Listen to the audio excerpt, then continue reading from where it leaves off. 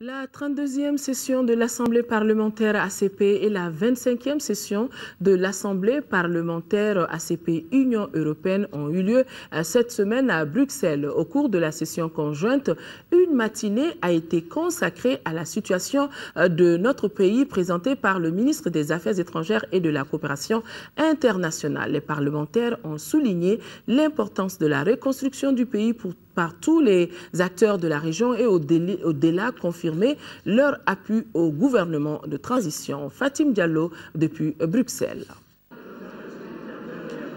La session de l'Assemblée parlementaire ACP-UE avait à son ordre du jour des sujets très variés en phase avec l'actualité et les grandes questions du moment. Les députés des pays ACP et de l'Union européenne ont débattu de la situation au Mali, en Guinée et en République centrafricaine, de l'importance des ressources naturelles pour promouvoir le développement. Ils ont aussi adopté des résolutions sur une main-d'œuvre suffisante dans les soins de santé et sur l'avenir des accords de partenariat économique. S'agissant de la situation au Mali, les députés ont eu un échange de vues avec le ministre des Affaires étrangères et de la coopération internationale. Je voudrais avant tout remercier l'Union européenne, la Commission, le Parlement et les ACP pour tout le travail qui a été fait à Bruxelles et ailleurs afin de soutenir le Mali dans cette épreuve qui a été difficile et qui, Dieu merci, grâce à l'engagement de tous, est en train d'évoluer. En toute fin de session, le chef de la délégation a annoncé à l'Assemblée qu'un accord entre le gouvernement du Mali et les groupes rebelles venait d'être signé.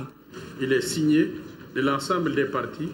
Il est signé non seulement des mouvements rebelles armés, mais il est signé également des Arabes et des différentes milices qui existent dans le nord du pays. L'objectif de cet accord, il faut que nous soyons clairs, c'est de permettre que les élections puissent se dérouler de manière paisible, transparente sur l'ensemble du territoire.